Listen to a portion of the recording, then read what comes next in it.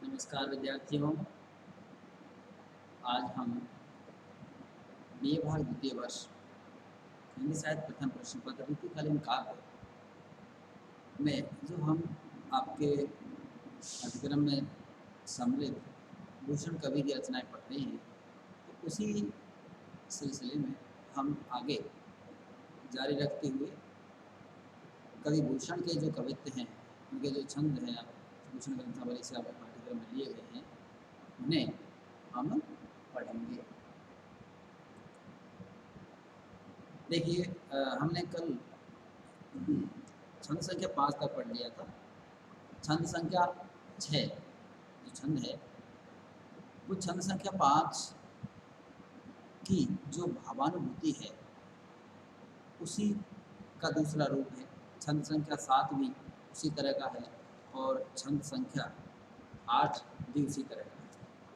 अर्थात ये तीनों जो छंद है एक ही भावभूमि पर वीर और शौर्य की गाथा और उससे शत्रुओं के आतंकित होने की जो अनुभूति है, शिवाजी की शौर्य गाथा और उससे शत्रुओं की, विशेष रूप से जो मुगल सम्राट बादशाह और उसके सामंत आदि के भयभीत हो जाने, उनके परिजनों का, उनकी हरम रानियों का भयभीत हो जाने का जो चित्रण है, उसका ही चित्रण इसमें किया गया है, उस अनुभूति का।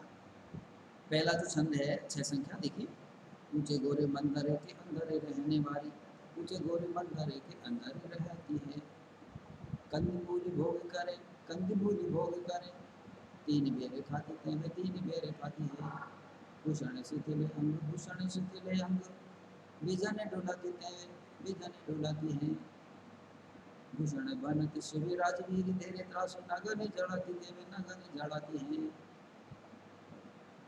जैसे मैंने कहा प्रारंभ में कि इस छंद में भी शिवाजी अपने आश्रयदाता, भूषण कवि ने अपने आश्रयदाता शिवाजी की शौर्य गाथा और उनकी जो वीरता, उनका जो शौर्य है, उसका प्रभाव अपने शत्रुओं की स्त्रियों पर कैसे पड़ता है, उनकी कैसी दुर्दशा हो जाती है, उसी का चित्रण इसमें किया गया है।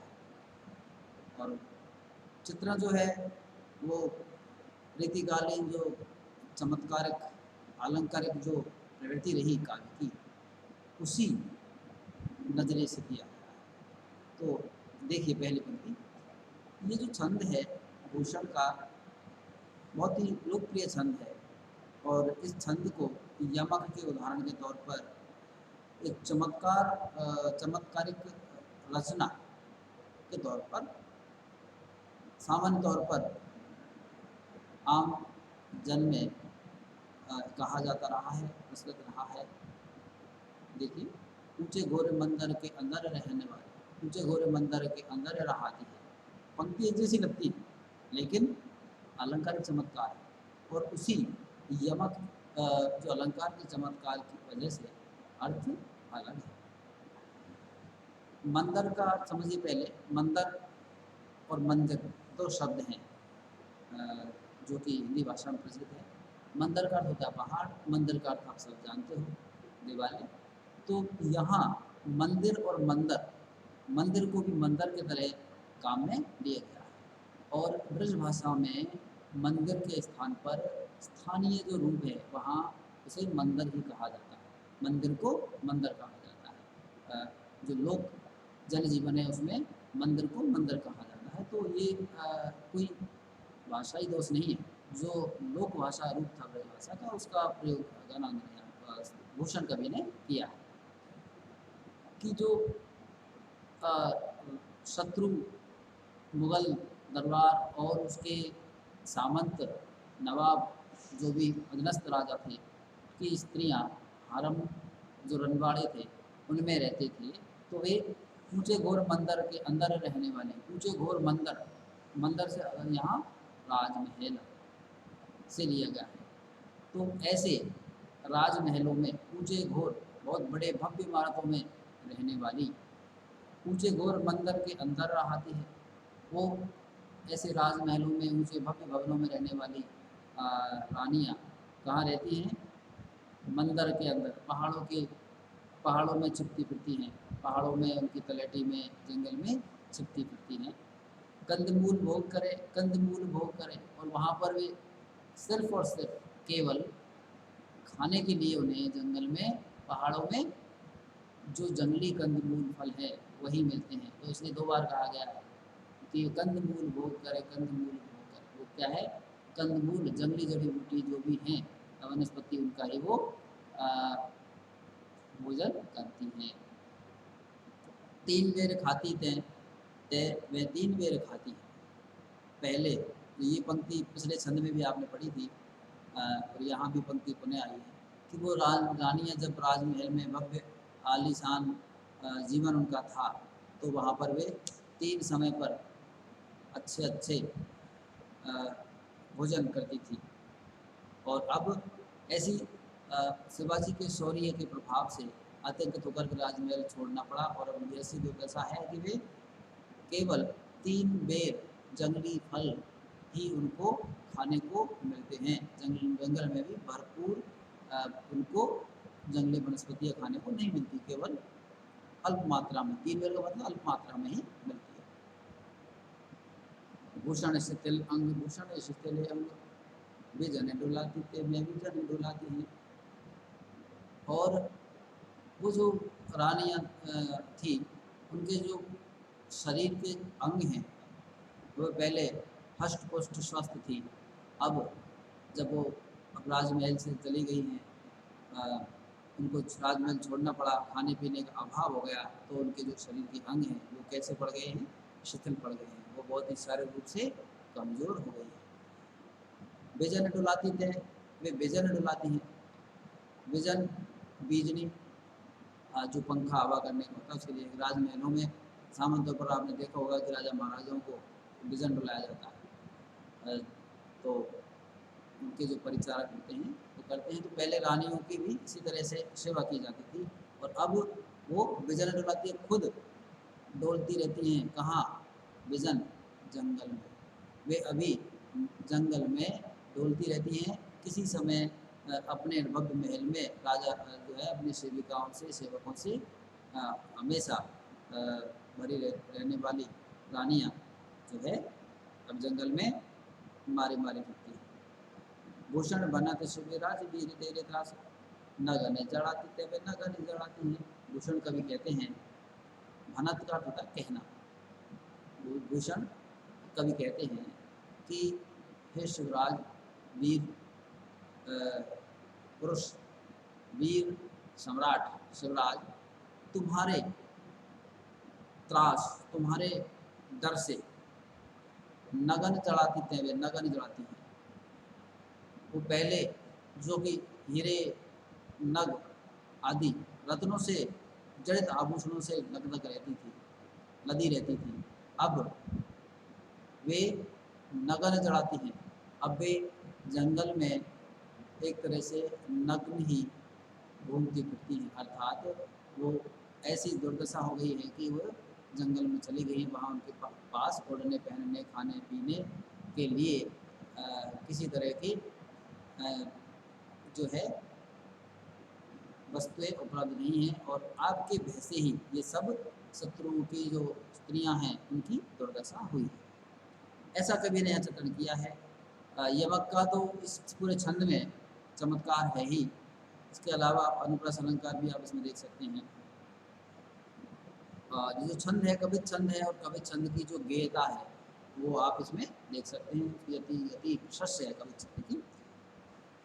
और ये जो छंद है इसमें आपके सामने एक चाक्षुष बिंब, गत्यात्मक चाक्षुष बिंब भी देखने को मिल रहा होगा। बिंब है कि राजमहलों का चित्र आया होगा, जंगल का चित्र आया होगा, रानियों का, हरम का, वो सारे विविध तरह के भोग विलास जीवन का सारा वो ये चित्र छंद में आपको बिंब रूप में देखने को मिलता है।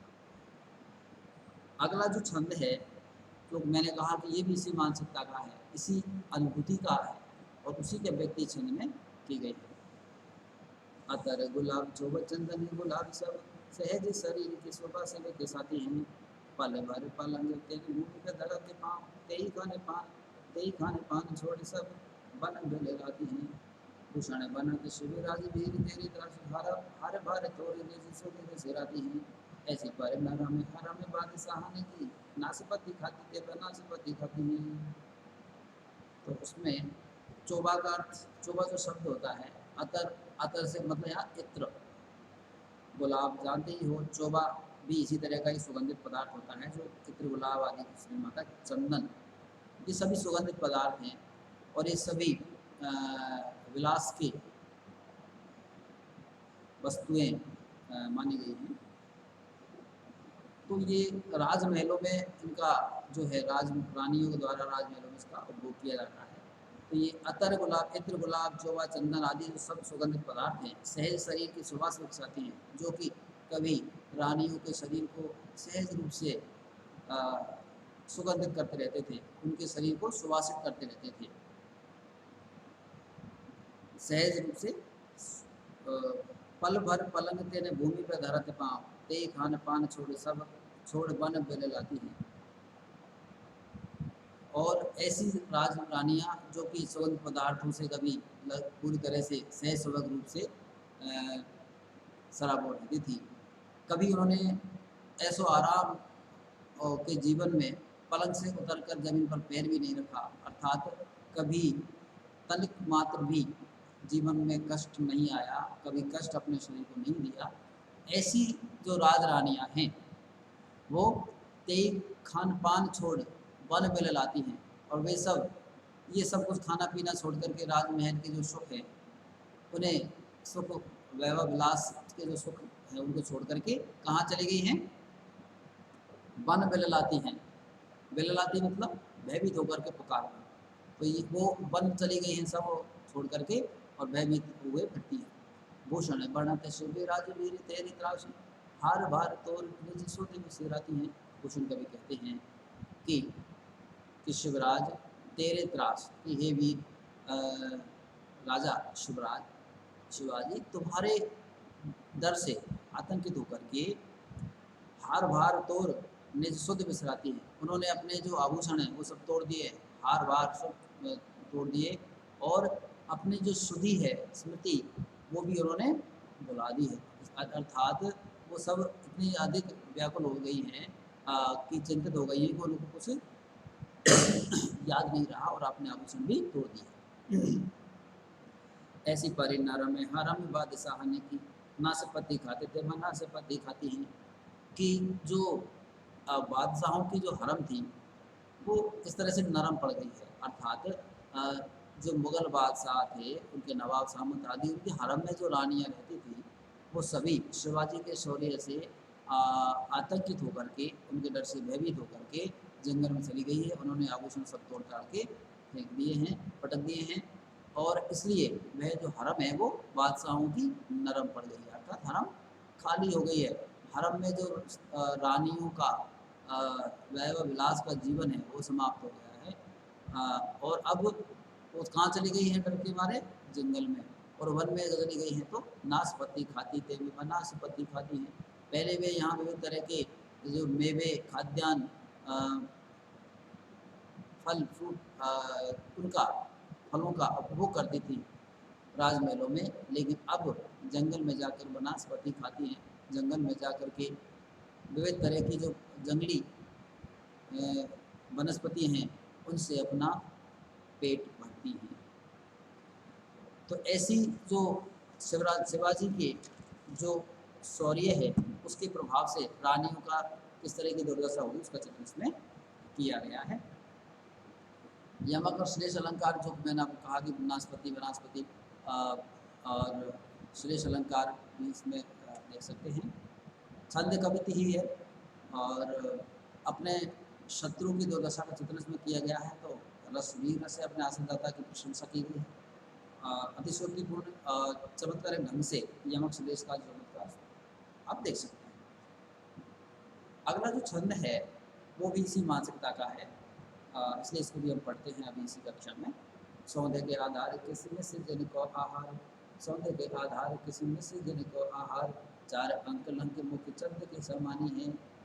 ऐसे अरे नार से भी राजी भी तेरे त्रास, पायन में छाले पाए काहे को मिलानी है। ऐसी कार्य नारी सुखी राज भी तेरे त्रास पायने में छाले पर काय को मिलानी है। ग्रीष्म में की तपती विपत्ति ने कान सुनी, कंज की कली से बिन पानी मर जानी है। कंज की कली से बिन पानी मर जानी है। तोरे के 488 ने चोरी, तोरे के 488 ने चोरी। कहे तो मैंने कहते कंत मुख्यता में पानी है, कहे तो मैंने कहते कंत मुख्यता में पानी है।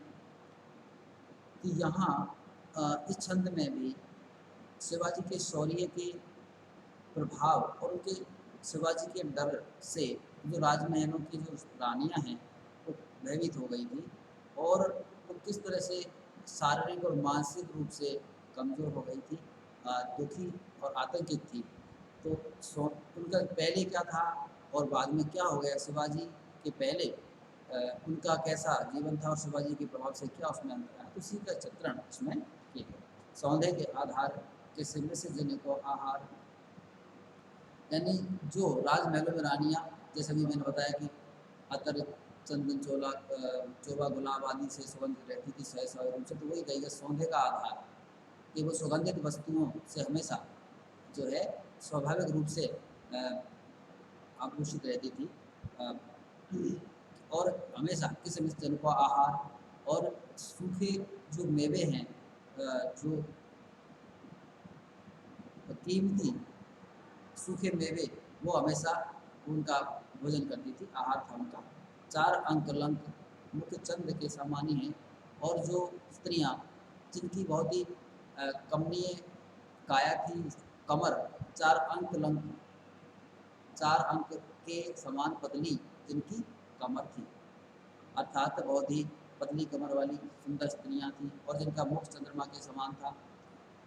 ऐसी अरे नारी से भी राजी भी तेरे त्रास पायल में छाले पर काय को मिलानी है। कि ऐसी सुंदर सुकोमल सुगंध से युक्त और खाद्य मेवे आदि जो खाद्य पदार्थ हैं उनको मेवे आदि जिनका भोजन था, ऐसे विलासपूर्ण जीवन जीने वाली, ऐसो आराम के जीवन जीने वाली सुंदर स्त्रियां तुम्हारे प्रभाव शौर्य के डर से पायन में छाले पर राजमहल छोड़ करके जंगल में चली गई हैं और इसलिए वो उनके पैरों में क्या पड़ गई हैं, नंगे पैर ही चली गई, पैरों में छाले पड़ गए हैं, अर्थात उनको बहुत अधिक कोमल काया को कष्ट सहना पड़ा, इसलिए पैरों में छाले पड़ गए हैं और काय को मिलानी है।